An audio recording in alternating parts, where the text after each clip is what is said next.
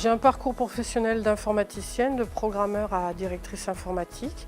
Et ensuite, j'ai souhaité m'orienter vers le métier de consultant indépendant dans la transformation numérique. Je me suis plus particulièrement intéressée au métier de bouche. Et j'ai découvert en 2015 au CES de Las Vegas les premières imprimantes 3D. Ces imprimantes ne sont pas sorties, mais ça m'a donné l'idée de créer un premier prototype de machine avec un bras robot qui permet de reproduire parfaitement le geste du pâtissier chocolatier avec le travail de la poche à douille. La machine permet d'imprimer des décors soit directement sur le plateau, soit directement sur le gâteau en 2D, 2D+, et des sculptures en 3D. Elle va permettre de travailler sur des formes innovantes, des formes qu'on n'arrive même pas à faire à la main. L'avantage du bras, c'est qu'on travaille en 6 axes et qu'on va pouvoir effectivement décorer le dessus, les côtés du gâteau et qu'on reproduit le petit lever au dernier moment pour arriver à avoir un joli fini. Nous pouvons utiliser tout type de chocolat, du blanc, du lait, du noir. Soit on met du chocolat tempéré dans la doseuse qui est derrière la machine, soit on met directement les pistoles de chocolat. La machine va gérer la courbe de tempérage du chocolat. Vous avez une matière qui est dosée au degré près et au gramme près et il n'y a pas de perte de matière.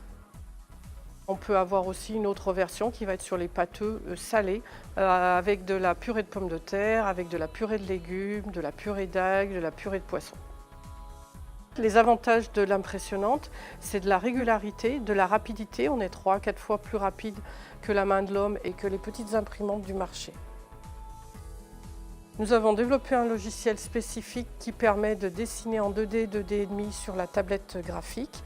Et nous avons sur la partie 3D un autre logiciel qui, à ce moment-là, est hébergé sur un ordinateur, connecté ensuite à la machine. Elle reproduit à l'identique les dessins en 3D. Et comme elle est aussi connectée à Internet, ça permet de travailler en multi-boutique. Un dessin qui est créé à Lyon peut être exporté dans le monde entier en envoyant juste le fichier de type STL. La machine s'adresse aux pâtissiers, aux chocolatiers, aux glaciers. Elle peut être dans un laboratoire, mais elle peut aussi être mise à destination du grand public, par exemple sur un mariage ou sur un événement. La machine est aux normes grand public, c'est-à-dire que les portes se verrouillent, elles sont en sécurité quand vous êtes sur un spectacle, par exemple. Le développement de la machine m'a pris 2 ans et il a été fait en collaboration avec Stobli et d'autres partenaires industriels. Et on est sur une machine qui est 100% made in France et 80% made in Auvergne-Rhône-Alpes.